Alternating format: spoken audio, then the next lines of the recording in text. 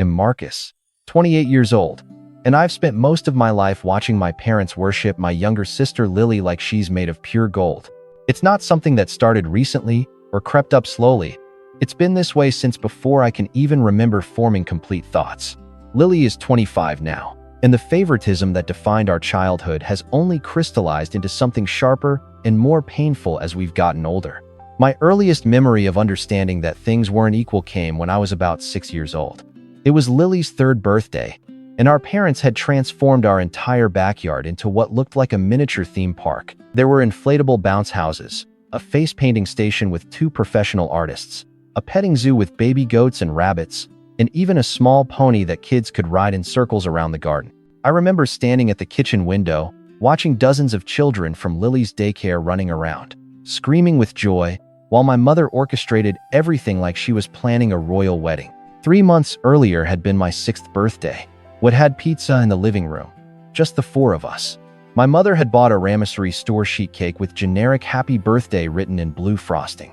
I'd received 2 presents, a puzzle, and some socks. I remember asking if we could invite my friend Jamie from school, and my father had said no, that birthday parties were expensive and we needed to be practical.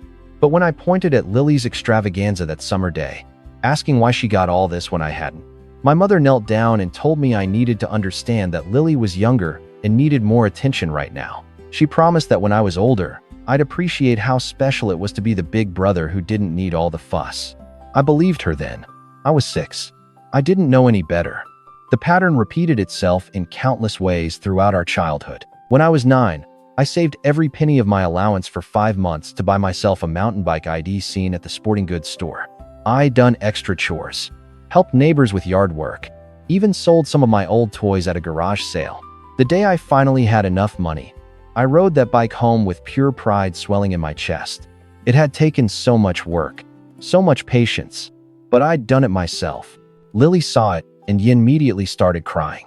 She wanted one too, and she wanted it right now. She was 6 years old and didn't understand the concept of saving or working for something, and my parents never bothered to teach her. Instead, that same afternoon, my father drove her to the store and bought her a bike that was even nicer than mine, with streamers on the handlebars and a white basket on the front.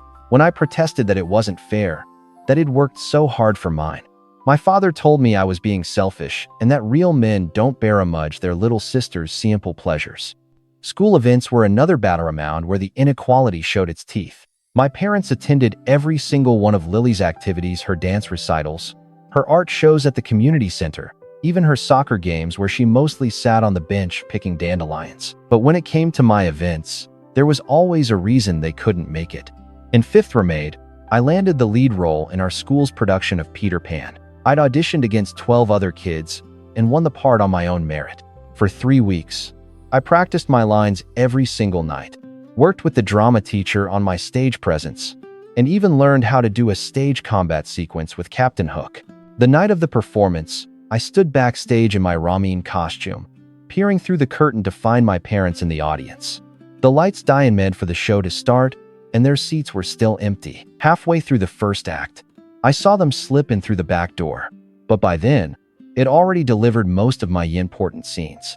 After the show, when I asked where they'd been, my mother explained that Lily had complained of a stomachache and they'd needed to comfort her. By the thank you and she felt better. They'd lost track of thank you and Lily, of course, had been perfectly fine. I saw her eating ice cream in the car on the way home.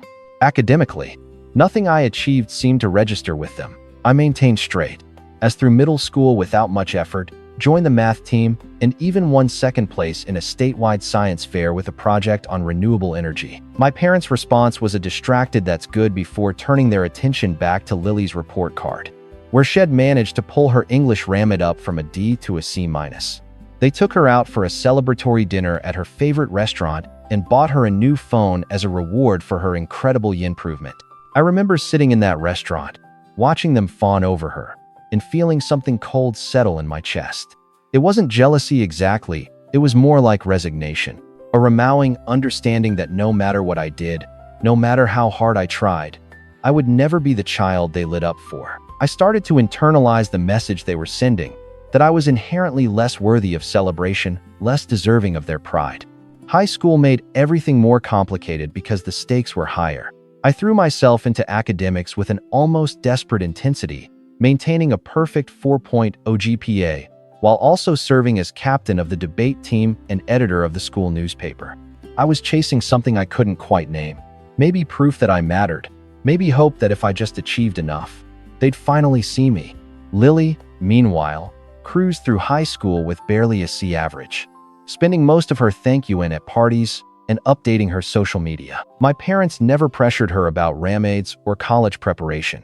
They said she was finding herself and that not everyone needed to be academic. The summer before my senior year, I received a letter that made my hands shake when I opened it. It'd been selected as one of only 3 students from my entire state to attend a prestigious leadership program at Princeton. The program was incredibly competitive. They'd had over 2,000 applicants for 30 spots. ID worked on my application for months, and when that acceptance letter arrived, I felt like ID finally done something undeniable. I waited until dinner that night to share the news, wanting to see their reactions in person. I remember clearing my throat, waiting for a pause in the conversation, and then announcing it as calmly as I could manage while my heart hammered in my chest. My mother glanced up from her phone and said, "Oh, that's nice, honey," before immediately turning to Lily to ask about her plans for the weekend. My father remonted something that might have been congratulations, then launched into a story about how Lily's art teacher had said she showed real promise in pottery. The program started the same weekend as Lily's dance recital. When I mentioned that he'd need a ride to the airport on Saturday morning, my father shook his head and said they couldn't miss Lily's performance. She was doing a solo piece, and it meant everything to her. I ended up asking my friend Ryan's parents for a ride, sitting in their back seat and pretending I had something in my eye so they wouldn't see the tears. College applications were their own form of torture. I spent countless hours perfecting my essays, studied obsessively for the SAT, and maintained my perfect ramades and extracurricular commitments. I applied to 8 schools, including several Ivy League universities. When the acceptance letters started arriving, including a full-ride scholarship to my top choice, I felt a surge of vindication. Surely this would make them proud. Surely this was impossible to ignore. I announced my acceptance to Yale at Sunday dinner, along with the full scholarship that meant they wouldn't have to pay a single dollar. My mother smiled thinly and said, "That's wonderful, Marcus. But don't let it go to your head. College isn't everything." My father added, "Just remember where you came from when you're off playing big shot." Then he turned to Lily and asked if she'd decided what she wanted to do after ramaduation. Lily barely scraped through high school ramaduation and decided she didn't want to go to college at all. She moved into our parents' basement and got a part-thank-you-in job at a local coffee shop, working maybe 20 hours a week.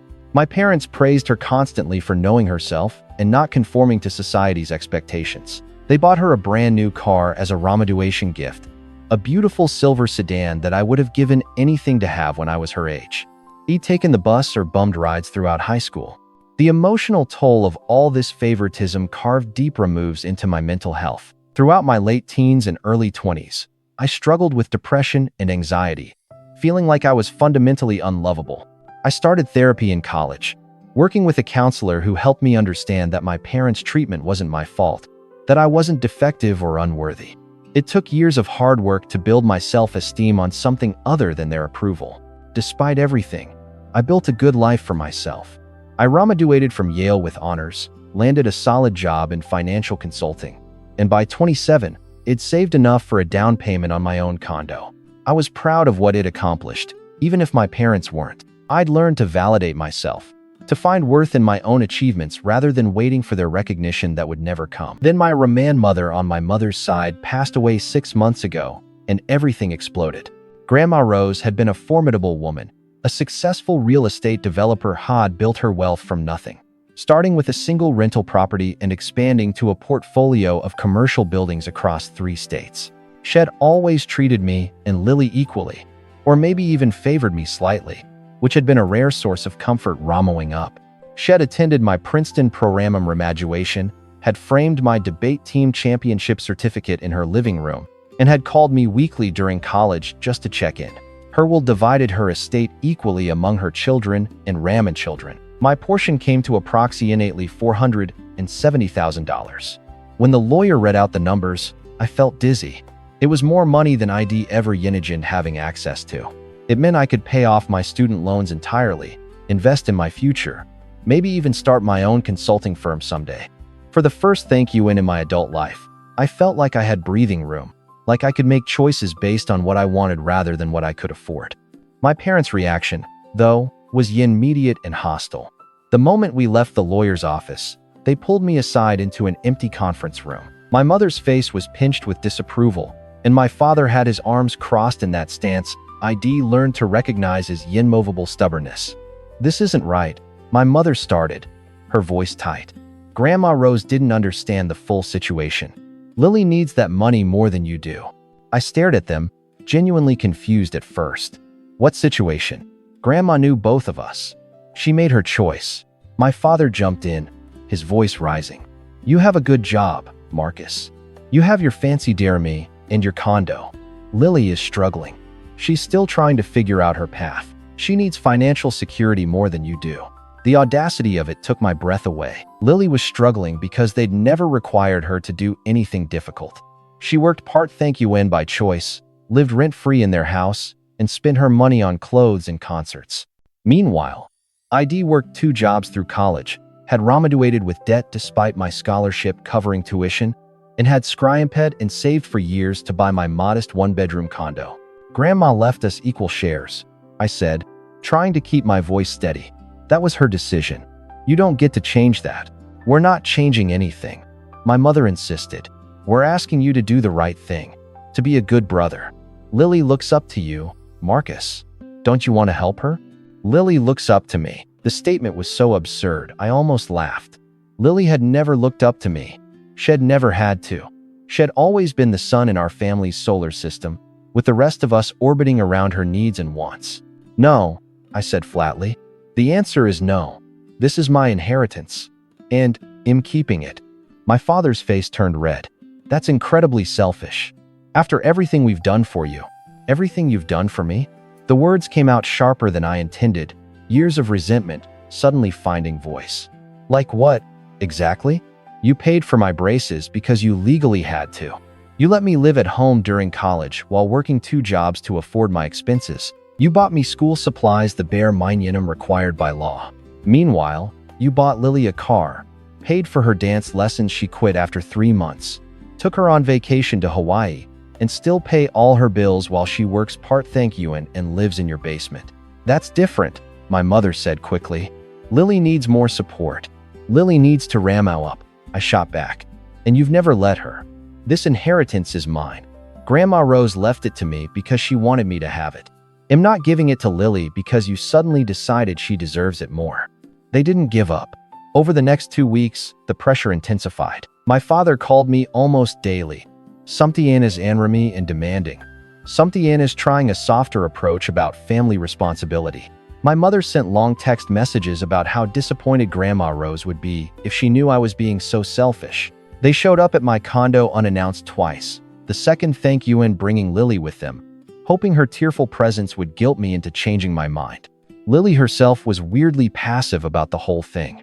She'd cry on cue when my parents prompted her. But whenever they left the room, she'd shrug and say things like, "I mean, I could use the money, but whatever." It was almost like she knew this was more about our parents' need to favor her than about her actual needs. Then things took a turn I didn't see coming. My father was named executor of Grandma Rose's estate, which meant he had control over distributing the inheritance. 3 weeks after the will reading, he called a family meeting at their house. When I arrived, he had papers spread across the dining room table and the expression on his face that he'd learned meant he thought had already won. "I've been thinking about Grandma Rose's intentions," he announced before I'd even sat down. "And I've decided that she would have wanted Lily to have your share. She just didn't understand Lily's situation fully, so I'm going to make an adjustment to reflect what Mom would have really wanted." I felt my blood pressure spike. "You can't do that. That's not how wills work. As executor, I have discretion in interpreting the deceased's wishes," he said, clearly having rehearsed this. "And I believe this is what Mom would have wanted if she'd known all the facts." "You mean if she'd known you were going to illegally steal from one man-child to give to another?" I stood up, my chair scraping against the floor. "That's not interpretation, Dad. That's theft."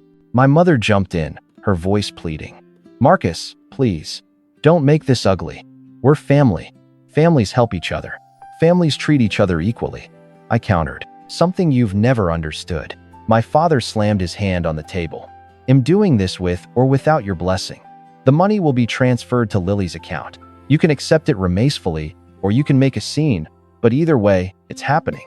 I left without another word and drove straight to a lawyer's office.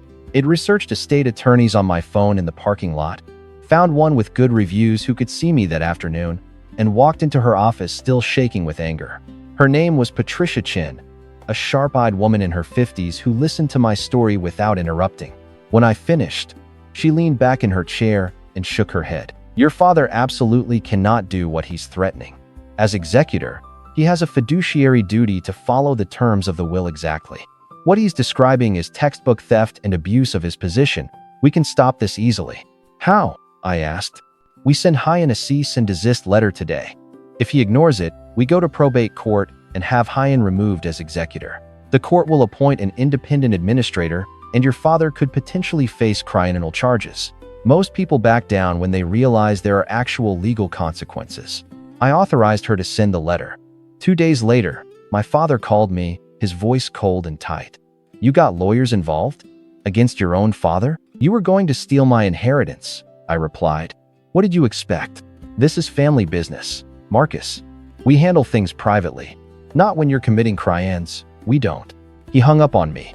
My mother called an hour later, crying, saying I was tearing the family apart. I told her that the family had been broken long before this and hung up on her too. The legal threat worked. My father backed down from his plan to redirect my inheritance, though he made it clear in a tersely worded email that he considered me dead to Hyan. My mother was only slightly less dramatic, sending me a long letter about how I'd chosen money over family and how disappointed she was in the person I'd become. Neither of them seemed to grasp the irony that they tried to literally steal from me, and somehow I was the villain in their story. The money was transferred to my account 6 weeks after that confrontation. The day it cleared, I sat at my kitchen table staring at my bank balance, feeling a complicated mix of relief, sadness, and vindication. I'd won. But winning meant accepting that my parents would probably never speak to me again. Surprisingly, that realization hurt less than I expected. Lily actually reached out to me a few days after the transfer. She asked if we could meet for coffee, just the two of us. I was hesitant but aramid. We met at a cafe halfway between my place and our parents' house, and for the first 10 minutes, we made awkward small talk about weather and her job. Then she took a deep breath and looked me in the eye. I'm sorry, she said quietly, about how they've always treated you. I didn't understand it when we were kids, but I've been thinking about it a lot lately. You've always worked so hard, and they've never appreciated you. It's not fair. I studied her face, trying to determine if she was being sincere or if this was some new manipulation tactic from our parents.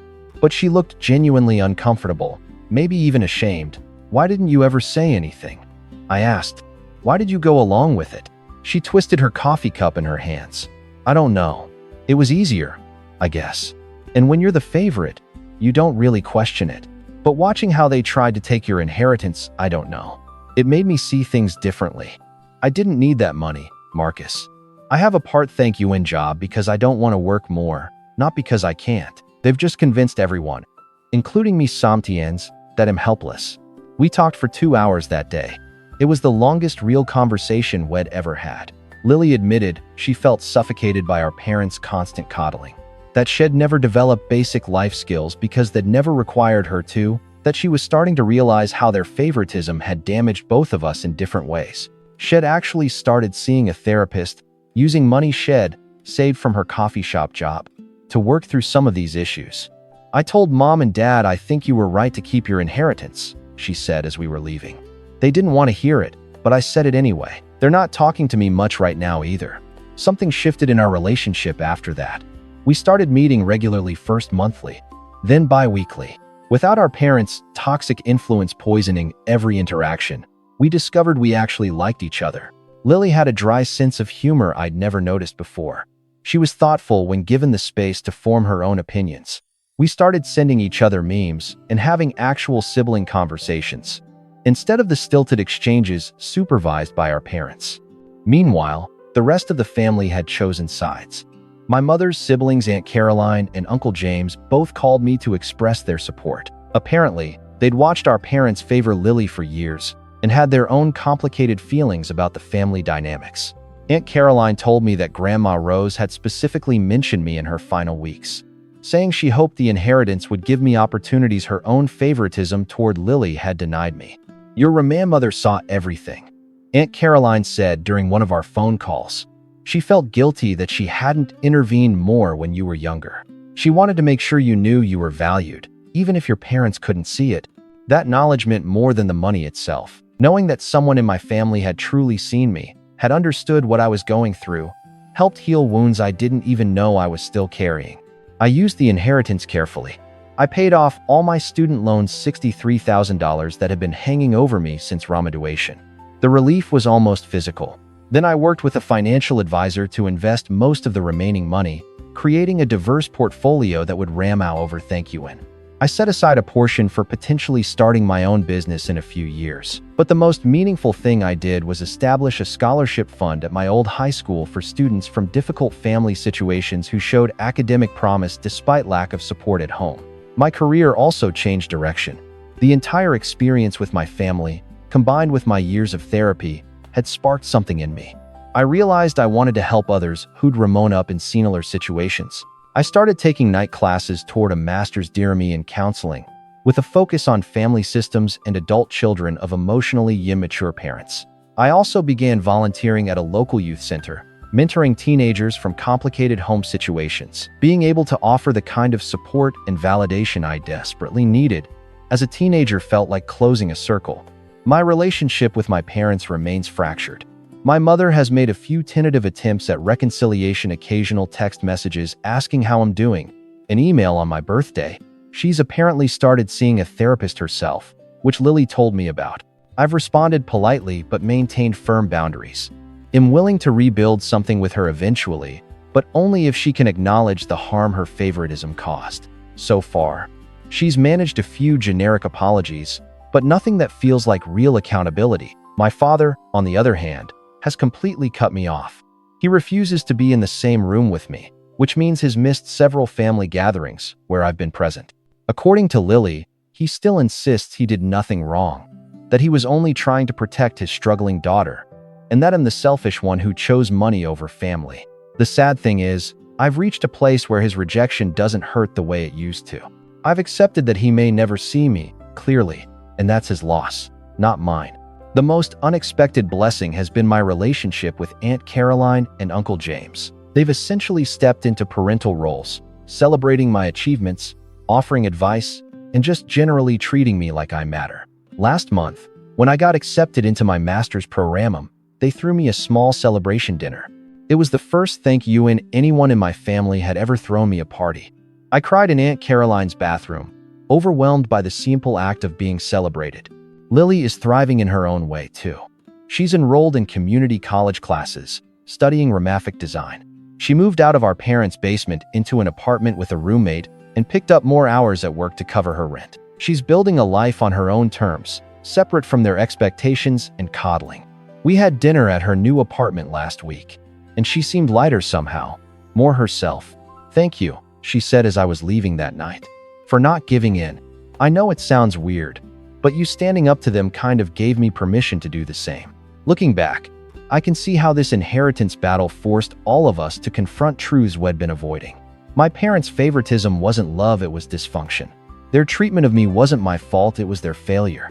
And the money, ultimately, wasn't even the real issue. It was about respect, equality, and finally refusing to accept being treated as lesser. In building a life now that doesn't require my parents' approval to feel valid. I have meaningful work, genuine relationships, and a future I'm excited about. The inheritance gave me financial security, yes, but more importantly, it gave me the final push I needed to stop waiting for my parents to see my worth. I learned to see it myself. To anyone in a similar situation, I'd say this: you don't owe your family your self-respect. You don't have to light yourself on fire to keep others warm. Stand up for yourself, even when it's hard, even when it makes you the villain in their story. Build the life you deserve with people who actually value you. And remember, chosen family is just as real as blood family. Sometimes more so. The future feels open in a way it never has before. I'm excited about my new career path, about the relationships I'm nurturing, about the person I'm becoming. My parents' rejection taught me something valuable. I don't need their love to be whole. I have my own.